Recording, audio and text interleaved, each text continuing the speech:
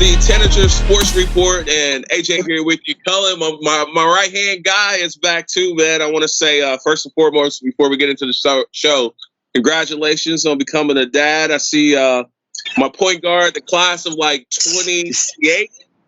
I don't know if you got his ranking yet. So they rank him young, man. I hadn't even thought about him getting in kindergarten yet, but yeah, man, it's been a great, it's a blessing. I appreciate you acknowledging it. And Crider was born, let's see, he's 6 days old now. So he's in NICU for a little bit, but hey, he's doing well. So we're blessed. All right, man. I can't wait to meet him, man. I know it's been an entertaining summer for all of us, man, in our lives and personally and in the basketball world, man. And I wanted to talk about that.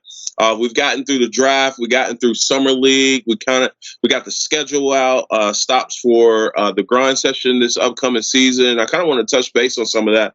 Let's first talk about the draft, man. Number one overall, we were not surprised about who was selected. Number one overall, I think some people were, as far as the masses in the media, just because all the hype was led up to, either Chat being number one or the kid from Ardren being number one. But it ended up being the grind session kid, man. And what do you think about the draft this past summer? Hey, listen, I'm not tooting the grind session horn, but listen, we've been saying this for 2 years, ever since that we saw Paulo 2 years ago with BFL on the grind session. We've been saying since then he's the number one pick. I mean, that's just kind of the feel that we had, and he's shown in his 1 year at Duke that he's just got things that you can't stop. The dude's a warrior as far as the way that he plays. We've seen here in the summer league he doesn't get rattled. The dude's cool, calm, and we've said that in the previous podcast is that he never showed any type of prima donna attitude whatsoever. He's a straight winner is all he is, and so. That's why we weren't surprised that he went number one. You see his measurements. We were saying this the whole time. You see his measurements. He's 6'10" and 3'4", something like that, with no shoes. So The dude's bigger than what he was even listed with us. So we knew he was a bigger dude, and he had that potential as far as he's got the offensive game that you can't stop. And I think in the summer too, he actually showed the ability to play defensively as well, that he's going to be a force to be reckoned with. He definitely has the athleticism and the quickness to switch out on guards and protect the rim, which is scary to think about. Yeah, and listen, if you've got Draymond Green talking about how you're that dog, you're that dude, then you know you're doing something right. You love or hate Draymond Green, you know what he is. He's a great fundamental player that does all the little things that make for winning teams. And he saw he saw it in Paulo within one game in the summer league. Yeah. Just want to show some love, man. Hopefully he'll get better soon. Shaden Sharp, I know we're high on him too. I think the world to get an opportunity to see how talented he is once he's healthy. And I think he's got a really good situation in Portland with Damian Lillard, who could really, show him how to be a professional on that level. And not to skip past him or just move by him quick, but I wanted to move on to Tata, man. He was the Grind Session Player of the Year a couple years ago. Was selected with the last pick in the first round to the Houston Rockets. He's fallen into a situation with some other Grind Session alumni as well, with Jalen Green and Daisha Nix and guys that have competed against each other. Now it feels like it's a roster of Grind Session kids. Right, and the thing with Tata, if you go back and if you remember, early on in the year at Kentucky, he was in the lottery as far as the way that he was playing, the type of kid that he showed that he was, the type of winner, the type of ability that he had. And I think the injuries kind of got to him and kind of led to that fall as far as his stock a little bit. But Houston Rockets got a straight up winner, a kid that loves the game. And, he's never going to shortchange himself because he only knows one way, and that's to just put everything he's got into the game. And before we get into the Grind Session season going up, let's give a preview. I know you mentioned earlier with Paulo, we said 2 years ago we felt like he was the number one pick.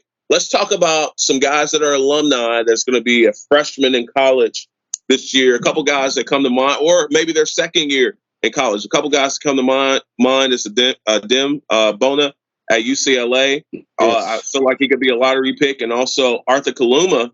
You mentioned Draymond Green, reminds me a lot of Draymond Green, probably more athletic when it comes to Arthur Kaluma. Absolutely. I was honestly, I'll be honest, I was surprised that you didn't see Kaluma's name go into the draft, is at least just to test the waters, because Yeah. just catching him a couple games last year with Creighton, man, he just shows that same type of ability. Like you said, just great all around, can take you off the dribble, and he's just such a strong kid. And I think that him playing with his national team and playing against other pros has taken his game to the next level, and just right from the grind session to that type of game. And so. I was going to say real quick, I know Arthur is a perfectionist too, though. He's one of those kids, when he comes out, he wants to make sure he's ready. Yes, for sure. And that just takes you back to who kids are. We saw him in the gym here in Paducah. First one in there, working on the court by himself, getting up shots. And this is a high-level kid, man, so he shows why, because of his work ethic and just the type of kid that he is. And what was the other one you said? Because I had something good with him, too. Bona from Prolific Prep, going to be at UCLA. Yes, sir. So, Mr. Personality. So we watched Adem for 2 years at Prolific. I think early on we saw a very raw kid, but you saw a 7-footer that was just a completely explosive athlete. And then his senior year at Prolific, he started to hone those skills a little bit. You started to see more offensive potential, and now I think you've got that dude, he can be a rim protector in the NBA for years to come. Absolutely. Man, let's move on to our season coming up. And I know not in this show, but in shows coming up, we're going to break down some rosters, moves, and different teams that have joined onto the grind session that we're going to see more of on the grind session this year. I just want to throw some names out there for you. First, some locations. So once again, we're going to start our season back in Minnesota at the Target Center. Talk about your experience and how you felt us opening up in the NBA arena last year with Donda Academy and everything that took place there to kick off the campaign. Yeah, that was one of the coolest vibes of the entire year. I mean, it really was. I'm a big fantasy football guy. Justin Jefferson was there. The Vikings wide receiver, Anthony Edwards was there. Kanye was there, excuse me. And so, I mean, that was one of the coolest, like I said, vibes that we had all year long. And I'm excited to get back there. And, we saw, I think it was Elevation with, Mikey's team, but Mikey didn't participate. But that's where we first saw Tremaine Parker as well. Yeah, Vertical Academy. Yeah. Vertical. Yes, there we go. Yeah. There we go. That's right. And Trey, that dude, he's absolutely an incredible athlete. And we saw that early on as far as his leaping ability. He's one of the most exciting players in the country. Absolutely. And not only are we going to Minnesota, we're going up to Canada. Obviously, with our Canada teams, we saw a kid come out of nowhere, Leonard Miller, who we feel like is going to be a force. He's going to be on that G League Ignite team this year. And lefty, I know we're not saying it because they're both lefties, but you called it first. Lamar Odom is who the early comparisons are for Leonard. Yeah. So we went from watching Leonard at like you're saying, at the Minnesota event. And the first thing we noticed was his ball handling and just how he basically is a 6'11" guard, And, I look for rankings all year, as far as, and sometimes it's hard to find rankings on international kids. And then by the end of the year, when he decides to go G League, they had ranked him number 2 in the country or in his class. So, that's what we were watching all year. And until he gets that number, we realized how good he was, because he's just different. He's a different type of kid that you don't see his type of player profile, 6'11" kid that handles it like he does. Man, you talked about Canada kids. Hey, we could say the same thing about Shaden Sharp. He was completely unranked. His first season on the grind session, by the end of the year or by that summer, he was number 1 in the country and going ahead of the UK. Yes. Absolutely. So some of the other pit stops, Coach, we got LA this year. We got Florida this year. We're bouncing around. We're in Napa a couple times, back in where it feels like our home away from home, AZ this year, man. How are you feeling about the schedule and what the grind session is doing and the platform that we have. Hey, when you get winners like we do here in Kentucky, man, we basically get to skip winter with all this West Coast travel. So I love it. That's right. That's right. Hey, I'm going to keep it on the West Coast real quick. And I just want to give a little teaser for our next show coming up, man. We're talking about some of the teams. OSL, obviously, much respect, our defending champions. But there's a loaded team headed back on the grind session that's hungry for a title. And SoCal, how excited it is to see a SoCal and some of the teams that I know we're going to see. We're going to see an AZ Compass this year in a couple of events. We're going to see a Link Academy this year in a couple of events. Donda Academy is back. SoCal, just talk about the level of competition and I guess how spoiled we get seeing this night in and night out, man. Yeah, I love SoCal coming back.